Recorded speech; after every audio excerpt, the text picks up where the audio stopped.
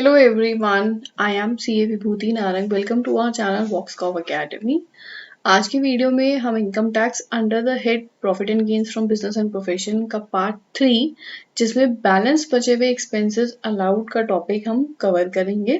Part 1 में basic of income tax PGBP का head जो था उसका सेक्शन 28 की इनकम क्या है वो कवर किया था. पार्ट 2 सोलली डेडिकेट किया था डेप्रिसिएशन के ऊपर. दोनों पार्ट्स का जो लिंक है वो मैं आपको डिस्क्रिप्शन बॉक्स में प्रोवाइड कर दूंगी. आज की वीडियो के अगर टॉपिक्स की बात की जाए या अभी तक हम इस पीजीबीपी सेक्शन में अगेन एक्सपेंसेस अलाउड के टॉपिक पे हैं. एक्सपेंसेस अलाउड पे ये लास्ट पार्ट है. नेक्स्ट पार्ट में हम एक्सपेंसेस डिसअलाउड डिस्कस करेंगे. अब आज जो हम सीखने वाले हैं वो खर्चे जो profit and gains from business and profession में इनकम टैक्स एक्ट के अंदर हमें अलाउड है, मतलब हम उनका डिडक्शन जो है वो क्लेम कर सकते हैं.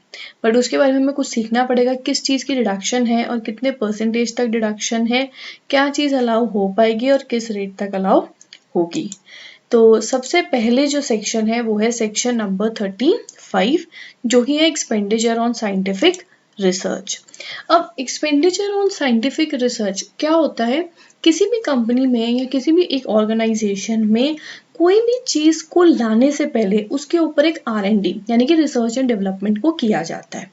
वो रिसर्च एंड डेवलपमेंट बताती है कि क्या वो प्रोडक्ट मार्केट में लॉन्च किया जाए या ना किया जाए, क्या वो बिजनेस के लिए प्रॉफिटेबल होगा या नहीं होगा.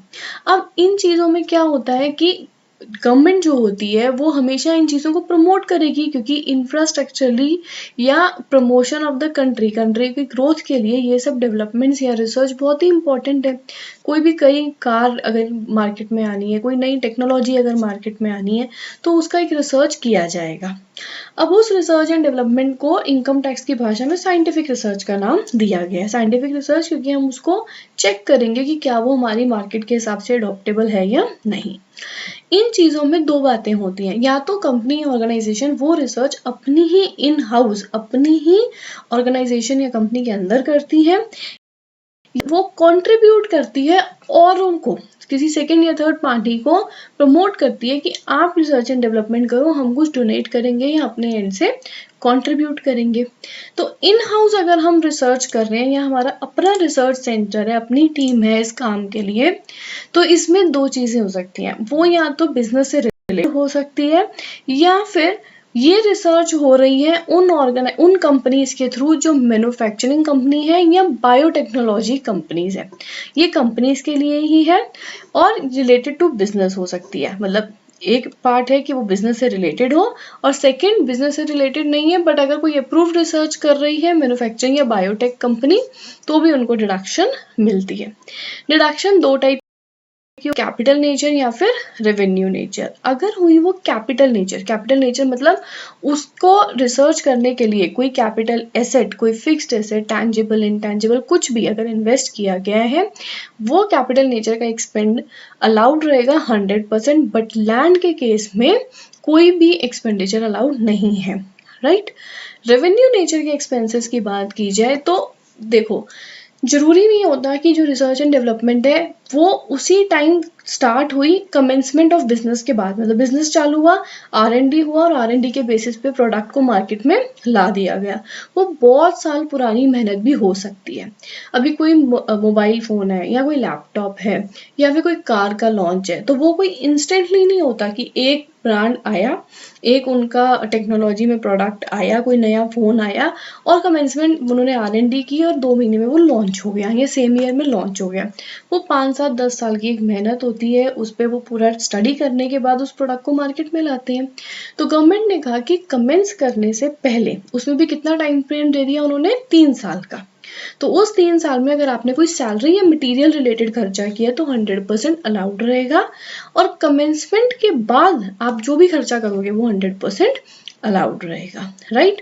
तो आप कोई भी इन हाउस या अपनी रिसर्च कर रहे हो जो कि बिजनेस से रिलेटेड है या फिर कोई कंपनी जो मैन्युफैक्चरिंग या बायोटेक में इन्वॉल्व है, कैपिटल नेचर लैंड 100% नहीं है, अदर एक्सपेंडिचर का 100% है.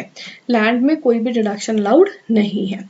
रेवेन्यू नेचर कमेंसमेंट से पहले तो 3 साल तक आपको सैलरी या मटेरियल का मिल जाएगा और 3 साल बाद मतलब कमेंसमेंट के बाद जो भी खर्चे रहेंगे वो 100% अलाउड है.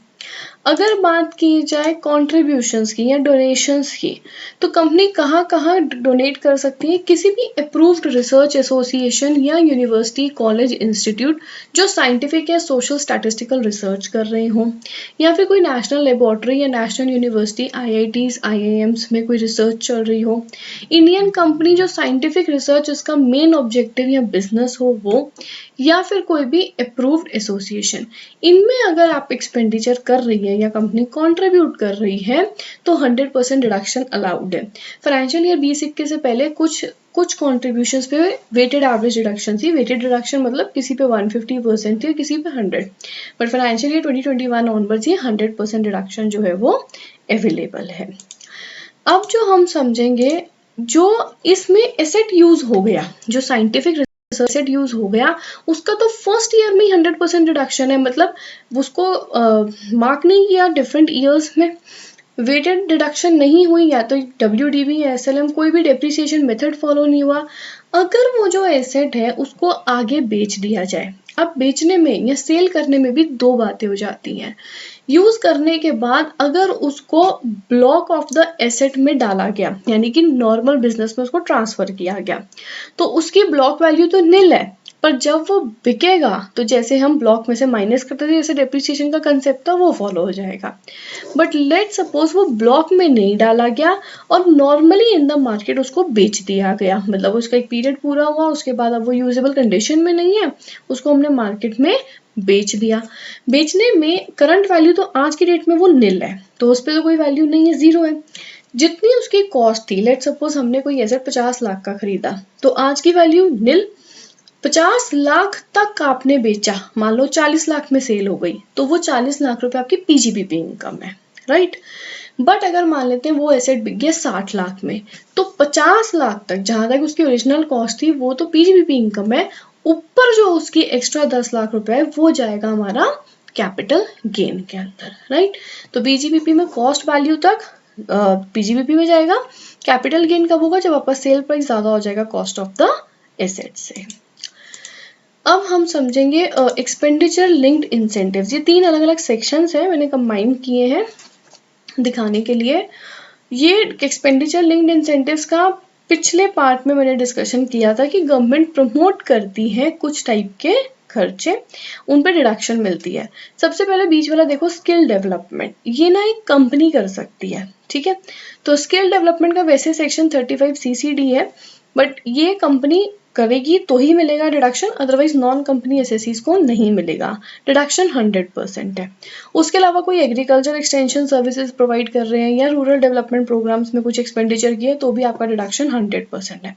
पहले ये 150% होता था, 20-21 फाइनेंशियल ईयर से ये यूनानिमस होके 100% सब पे अवेलेबल है। नेक्स्ट हम समझेंगे 35AD। अब 35AD क्या होता है? ये स्पेसिफाइड बिजनेस है, इसका भी डिस्कशन किया था पार्ट 2 में। कुछ बिजनेसेस ऐसे होते हैं जो कंट्री की ग्रोथ के लिए बहुत ही इम्पोर्टेंट है। फॉर एग्जाम्पल, अगर कोई प्रोड्यूस हो गया एग्रीकल्चर और उसको स्टोर करना है क्योंकि वो खराब हो जाएगा, तो स्टोर करने के लिए कोल्ड चेन फैसिलिटी लगती है, या फिर कंट्री की इंफ्रास्ट्रक्चर के लिए होटल्स की रिक्वायरमेंट है, हॉस्पिटल्स की रिक्वायरमेंट है, शुगर को स्टोर करने के लिए वेयर हाउस की रिक्वायरमेंट है, कंट्री में पाइपलाइन का काम करवाना है, फर्टिलाइजर का प्रोडक्शन करना है। ये कुछ ऐसी चीज़ें हैं, कुछ ऐसे बिजनेसेस हैं जो बहुत ही इकोनॉमिक ग्रोथ के लिए जरूरी हैं। तो कंपनी और जो गवर्नमेंट होती है वो प्रमोट करती है इन सब टाइप के बिजनेसेस को। लिस्ट मैंने यहाँ पे लगाई है। तो ये कुछ बिजनेसेस हैं, 13-14 बिजनेसेस हैं जो अगर कोई भी एसएससी इन बिजनेसेस में करता है तो जो गवर्नमेंट ऑफ इंडिया है इनकम टैक्स में आपको बेनिफिट देती है। अब वो बेनिफिट क्या है? बेनिफिट मिल रहा है आपको कैपिटल एक्सपेंडिचर का। तो आपका फर्स्ट ईयर में ही जो कैपिटल एक्सपेंडिचर मिलेगा वो 100% रिडक्शन जो है अवेलेबल होगी, बट किस पे नहीं मिलेगी? लैंड, गुडविल और फाइनेंशियल इंस्ट्रूमेंट पे। तो अगर 100% नहीं है, देखो लैंड पे तो वैसे भी डिप्रिसिएशन नहीं लगता, फाइनेंशियल इंस्ट्रूमेंट पे नहीं लगता, और गुडविल अभी इस साल से इस पे भी नहीं लगता। तो नॉर्मली जो बाकी इनके अलावा कोई भी कैपिटल एसेट है उसका 100% रिडक्शन जो है वो आपको अवेलेबल हो जाएगा फर्स्ट ईयर में ही, राइट। तो आप इन बिजनेसेस में कभी भी काम करते हो, कैपिटल एक्सपेंडिचर फर्स्ट ईयर में ही आपका 100% मिल जाता है। बट इन बिजनेसेस को करने के लिए ना कुछ कंडीशंस हैं। वो कंडीशन कैसी हैं? पहली कंडीशन कहती है कि आपका ये जो बिजनेस है ये किसी भी टाइप की स्प्लिटिंग ऑफ बिजनेस या रिकंस्ट्रक्शन ऑफ एग्जिस्टिंग बिजनेस का नहीं होना चाहिए, वो न्यू सेटअप होना चाहिए। ठीक है, आप कोई स्प्लिट कर रहे हो, पहले एक यूनिट थी उसको स्प्लिट करके आपने बना लिया, तो वो न्यू बिजनेस नहीं रहेगा। या कोई रिकंस्ट्रक्शन हुआ, अमेलगमेशन है या कुछ भी है, तो भी वो अलाउड नहीं है। वो फॉर्म नहीं होना चाहिए यूज प्लांट एंड मशीनरी के थ्रू। मतलब अगर कोई प्लांट एंड मशीनरी यूज हुई है कैपिटल नेचर की, तो वो अगर आप इधर ट्रांसफर कर रहे हो तो वो अलाउड नहीं रहेगा। यूज प्लांट एंड मशीनरी सिर्फ 20% तक आप ले सकते हो। मान लो अगर आपका खर्चा या आपने जो कैपिटल एक्सपेंडिचर किया वो 100 रुपीज का है, तो उसमें से 20 रुपीज जो है आपका परमिसेबल रहेगा कि आप use plant and machinery use कर रहे हो। रेस्ट आपको क्या लेनी पड़ेगी? हाँ, फ्रेश या न्यू प्लांट एंड मशीनरी खरीदनी है। अगर आपने कोई इंपॉर्टेंट प्लांट एंड मशीनरी खरीदी है तो वो आपको न्यू ही मानी जाएगी 35 एडी के लिए। यूज्ड एसेट जो है, जो आप 35 एडी के बिजनेस के लिए, स्पेसिफाइड बिजनेसेस में जो एसेट को यूज कर रहे हो, उसको 8 साल का लॉक इन पीरियड है। मतलब आपको उसी बिजनेस के लिए, अब मान लेते हैं कोई कोल्ड चेन फैसिलिटी का बिजनेस भी कर रहा है और साथ में कोई टेक्सटाइल, उसी के वही पसेसी टेक्सटाइल मैन्युफैक्चरिंग बिजनेस भी कर रहा है, तो अगर वो मशीन, कोई मशीन अगर मान लो स्पेसिफाइड बिजनेस कोल्ड चेन में यूज हो रही है, तो वो उसको टेक्सटाइल बिजनेस में 8 साल तक नहीं डाल सकता। मतलब नॉन स्पेसिफाइड बिजनेस के लिए उसको 8 साल तक यूज नहीं कर सकता। अगर किया तो मतलब 4 साल बाद उसने ट्रांसफर किया तो जितनी उसने 100% डिडक्शन क्लेम की थी और उतने सालों का डेप्रिसिएशन डीम कर लेंगे। डीम कर लेंगे मतलब मान लेंगे कि डेप्रिसिएशन इतना उस पर लगा है, तो माइनस करने के बाद वो पीजीबीपी इनकम आपकी बन जाएगी। Right now the next topic is amortization of preliminary expenses. Preliminary expenses मतलब कोई भी बिजनेस या कंपनी के स्टार्ट होने से पहले के खर्चे। पहले के खर्चे मतलब कि फिजिबिलिटी रिपोर्ट बनाना। फिजिबिलिटी रिपोर्ट मतलब ये देखना कि बिजनेस हम कर रहे हैं हमारे लिए प्रॉफिटेबल है भी या नहीं, क्या हमारे लिए लीगली या फिर इकोनॉमिकली या फिर रेगुलेटरी कंप्लाइंसेस की वजह से क्या हम वहाँ पे यूनिट सेटअप कर सकते हैं या नहीं, इन टाइप के खर्चे। या आप कंपनी बना रहे हो, association, article of association, memorandum of association, इन सबको बनाने के खर्चे, लीगल फीस पे करना, कोई भी एक्सपेंसेस जो है शेयर्स या डिबेंचर्स की पेमेंट के रिगार्डिंग, या फिर अगर आप कोई मार्केट सर्वे कर रहे हो, किसी भी तरीके की नोटिफाइड जो रहती है। अगर इस टाइप के कोई खर्चे कर रहे हो, राइट, तो उस केस में आपको किस तरीके से डिडक्शन जो है वो अवेलेबल होगी। पहली बात तो फॉरेन कंपनी या फिर फॉरेन रेजिडेंट के लिए ये नहीं है, ये सिर्फ रेजिडेंट एसएससी और इंडियन कंपनीज के लिए है। अब इसमें कितना एलिजिबल रहेगा? अगर तो वो है इंडियन कंपनी तो क्या ट्रीटमेंट है, और अगर वो है कोई अदर रेजिडेंट एसएससी है तो क्या ट्रीटमेंट है? आपको कंपेयर करना है अपना actual expenditure with 5% of project cost. अगर आप नॉर्मल या अदर देन इंडियन कंपनी हो, 5% ऑफ प्रोजेक्ट कॉस्ट क्या रहेगी? Fair market value of fixed asset. तो उसका 5% या जो आपने खर्चा किया जो भी लोअर है वो आपको डिडक्शन अलाउड रहेगी। अब ये भी जो डिडक्शन है ना वो आपको 5 इक्वल इंस्टॉलमेंट में मिलती है। मतलब मान लो ये दोनों का लोअर जो आया 50,000 आया, तो आपको 5 इक्वल इंस्टॉलमेंट मतलब 10-10 हजार 5 साल तक, फर्स्ट फाइनेंशियल से स्टार्ट करते हुए आगे के 4 फाइनेंशियल ईयर्स तक वो कंटिन्यूड रहेगी। अगर आप इंडियन कंपनी हो तो पहले लोअर कंपेयर नहीं करना, पहले आपको हायर लेना है, higher of 5% of project cost and 5% of capital employed. अब प्रोजेक्ट कॉस्ट तो होगी आपकी fair market value of fixed asset, but capital employed क्या हो जाएगी? शेयर कैपिटल और लॉन्ग टर्म बोरोइंग्स। इसमें रिजर्व नहीं आता है, तो इन दोनों का जो हायर निकलेगा उसको कंपेयर करोगे एक्चुअल एक्सपेंडिचर से, दोनों का जो लोअर रहेगा वो आपका हो जाएगा एक्सपेंड, जो प्रिलिमिनरी एक्सपेंसेस आपको अलाउड रहेंगे एज डिडक्शन पर्पस, ये भी आपको 5 साल तक अलाउड रहेंगे। अब ये जो 35 सीरीज के बाद नेक्स्ट सीरीज स्टार्ट होती है वो होती है अदर डिडक्शन, सेक्शन नंबर 36। आपको सेक्शंस याद करने की जरूरत नहीं है, बट आपको ये पता होना चाहिए कौन सा डिडक्शन अवेलेबल है और कौन सा डिडक्शन अवेलेबल नहीं है। तो कोई भी तरीके का कंपनी ने या किसी एसएससी ने इंश्योरेंस प्रीमियम पे किया है किसी भी स्टॉक्स या शेयर्स के लिए, मिल्क कोऑपरेटिव सोसाइटी है तो लाइफ ऑफ द कैटल्स के लिए, अगर एम्प्लॉयज़ हैं तो उनकी हेल्थ के लिए, बट उस केस में अदर देन कैश पेमेंट होनी चाहिए। मतलब एम्प्लॉयर इंश्योरेंस पे कर रहा है हेल्थ ऑफ द एम्प्लॉयज़ और वो कैश के थ्रू पेमेंट नहीं होनी चाहिए, उसका डिडक्शन मिल जाता है। और किस टाइप का डिडक्शन है? अदर डिडक्शंस में कोई कंपनी बोनस या कमीशन पे कर रही है एम्प्लॉयज़ को। अब ये बोनस कमीशन अगर प्रॉफिट या डिविडेंड के रूप में है तो डिडक्शन अलाउड नहीं है, बट अगर वो नॉर्मल बोनस या कमीशन है तो वो अलाउड है। अब यहाँ पे ना एक कंसेप्ट आता है 43B का जो हम पार्ट 4 में सीखेंगे, बट सिंपल भाषा में 43B क्या कहता है, अभी तक आपको जो भी डिडक्शन मिलते हैं ना वो ड्यू बेसिस पे मिलते हैं, और 43B जो है वो कैश बेसिस पे आपको कहता है एक्सपेंसेस लेने के लिए। यानी कि आपको जो एक्सपेंस है वो जब आप एक्चुअली उसकी पेमेंट कर देते हो तब आपको अलाउड होता है।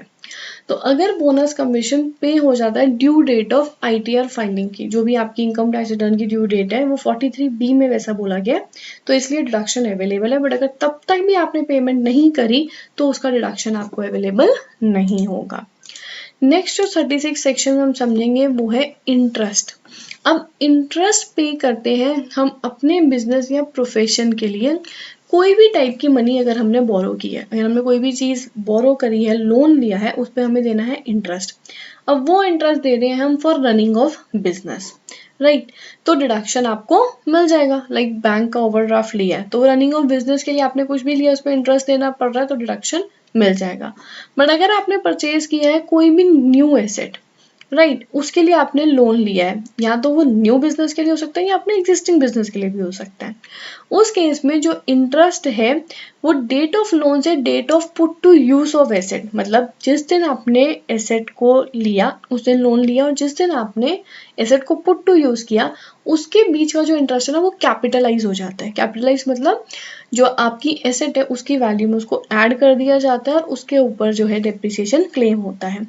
बट अगर आपका एसेट पुट टू यूज हो गया और फिर आपका लोन और इंटरेस्ट स्टार्ट हो रहा है तो डिडक्शन आपको 36 सेक्शन में मिल जाती है। दोनों चीजें जो है 43B को सब्जेक्ट टू रहेंगी, यानी कि वो कैश बेसिस पे जब वो एक्चुअली पे होगा तभी डिडक्शन मिलेगी, अदरवाइज पेमेंट नहीं हुई तो डिडक्शन आपको नहीं मिलेगी। नेक्स्ट जो हमें समझना है इसमें एम्प्लॉयर के कुछ कंट्रीब्यूशन। अब एम्प्लॉयर जो है अपना कंट्रीब्यूशन देता है प्रोविडेंट फंड या सुपर एनुएशन फंड के लिए, ये रिकॉग्नाइज्ड होने चाहिए। या नेशनल पेंशन स्कीम एनपीएस में दे रहा है बट इसमें जो है वो 10% ऑफ सैलरी से ज़्यादा एक्सीड नहीं करना चाहिए। ग्रेचुटी फंड अप्रूव, इन तीनों में अगर एम्प्लॉयर का कोई भी कंट्रीब्यूशन है उसका डिडक्शन उसको मिल जाता है। सेकंड जो केस रहता है वो इसी से रिलेटेड रहता है, बट इसमें क्या होता है एम्प्लॉय का कंट्रीब्यूशन रहता है जो एम्प्लॉयर पे कर रहा है।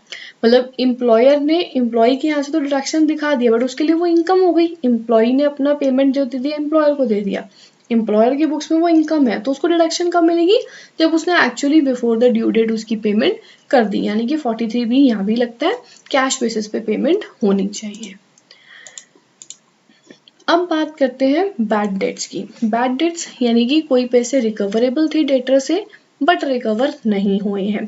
अब इसमें दो बातें हैं, एक तो हम जेन्युइनली बुक्स ऑफ अकाउंट्स में जिनको राइट ऑफ कर देते हैं, सिंपल भाषा में जो डेटर नेम से राइट ऑफ हो, जिस एंट्री में नाम आ जाए bad debt account debit to party. देखो जब हमने सेल करी थी तब हमने एंट्री क्या पास करी थी, party account debit to sales. अब पार्टी अकाउंट को खत्म करने के लिए अगर उसके अगेंस्ट कुछ बैड डेट हुआ है तो हम एंट्री क्या करेंगे, bad debt account debit to party, right. तो अगर पार्टी या डेटर अपने नाम से बैड डेट में जा रहा है तो डिडक्शन अलाउड है, बट उसके अगेंस्ट अगर आप बना रहे हो प्रोविजन तो आपको डिडक्शन जो है वो अलाउड नहीं है। यानी कि अगर आपको उम्मीद है शायद कुछ रिकवर हो जाए बट शायद ना हो तो हम एंट्री क्या करते हैं, bad debt account debit to provision for bad debt, तो उस केस में डिडक्शन जो है वो अलाउड नहीं है। देखो फॉर एग्जांपल सेल जो हुई है वो हुई है 1,00,000 की, अमाउंट रिकवर हुआ 80,000, बैड डेट कितने के 20,000, डिडक्शन अलाउड रहेगा। बट सेल 1,00,000 की है, अमाउंट कितना एक्सपेक्टेड है 80,000, यहाँ पे वर्ड क्या है एक्सपेक्टेड टू रियलाइज, रियलाइज नहीं हुआ। प्रोविजन कितने का हो गया 20,000, तो प्रोविजन का डिडक्शन जो है वो अलाउड नहीं होगा, राइट। अब रहती हैं कुछ जर्नल डिडक्शंस। अब 36, 35 में तो स्पेसिफिक डिडक्शन है, ये काम हुआ तो ही आपको इसका डिडक्शन मिलेगा। बट एक्सपेंडिचर जो ना हो कैपिटल नेचर का, पर्सनल नेचर का या किसी और सेक्शन में कवर्ड ना हो तो, और इन्हें अपने बिजनेस प्रोफेशन के लिए किसी भी तरीके का इलीगल या अनलॉफुल बिजनेस पर्पस के लिए ना यूज हुआ हो तो वो एक जर्नल डिडक्शन क्लॉज में आ जाता है, जो कहीं भी लाई आउट नहीं करता। जैसे सैलरी एक्सपेंस हो गया, रेंट एक्सपेंस हो गया, तो वो कैपिटल भी नहीं है, पर्सनल भी नहीं है, किसी और सेक्शन में भी कवर्ड नहीं है, बिजनेस प्रोफेशन के लिए इंकर हो रहा है और इलीगल अनलॉफुल नहीं है। तो उस केस में आपको 37(1) जो कि जर्नल डिडक्शंस के अंदर आपको अलाउ हो जाएगा। इसमें एक खास बात ये है कि जो कॉर्पोरेट सोशल रिस्पॉन्सिबिलिटी का खर्चा रहता है वो एक्सपेंस नहीं ट्रीट होता, इसीलिए वो 37 सेक्शन में अलाउड भी नहीं है। अब एक कंसेप्ट आता है सिक्योरिटी ट्रांजैक्शन टैक्स या कमोडिटीज ट्रांजैक्शन टैक्स। ये कैपिटल गेन का पार्ट है।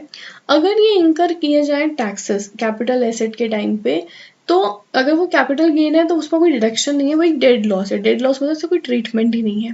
बट अगर वो पीजीबीपी के अंदर स्टॉक बेसिस पे अगर कोई आपने ऐसी परचेज करी है तो उसका डिडक्शन जो है वो आपको अलाउड हो जाएगा। एक लास्ट जो थोड़ा सा कंफ्यूजिंग टॉपिक था वो था एडवर्टीजमेंट एक्सपेंडिचर।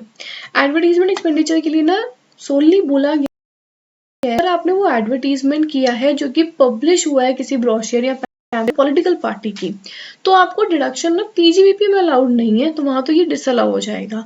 बट उसका डिडक्शन आपको फर्दर चैप्टर 6A जो डिडक्शंस रहती है 80 GGB और 80 GGC के अंदर मिल जाता है। अदर देन दैट अगर इसके अलावा आप कोई एडवर्टीजमेंट एक्सपेंडिचर कर रहे हो जो पॉलिटिकल पार्टी से रिलेटेड नहीं है तो वो 37(1) में आपका कवर हो जाता है। तो आज की वीडियो में मोस्टली जो इम्पोर्टेंट टॉपिक्स थे वो मैंने कवर किए। हालांकि पीजीबीपी अपने वास्ट टॉपिक है, इसमें बहुत n नंबर ऑफ सेक्शंस हैं, बट इम्पोर्टेंस जो है वो मैंने कवर किए हैं जो आपको काम आ सकते हैं। ये वाला टॉपिक मेरी वेबसाइट में करिकुलम टॉपिक में basic income tax as well as advance income tax दोनों में इसकी जो PDF है वो अवेलेबल हो जाएगी। तो अगर आप डाउनलोड करना चाहते हो रेफरेंस पर्पसेस के लिए तो उसको कर सकते हो। आप वॉक्सकॉव अकेडमी को फॉलो कर सकते हो फेसबुक, इंस्टाग्राम, ट्विटर, लिंक्डइन, और प्लीज़ यार सब्सक्राइब करो चैनल को। आप लोग आते हो, देखते हो, मुझे बहुत अच्छा लगता है, बट सब्सक्राइब करोगे तो फ्यूचर नोटिफिकेशंस और अपडेट्स आपको मिलती रहेंगी। That's all for today's video. Have a good day. Bye bye.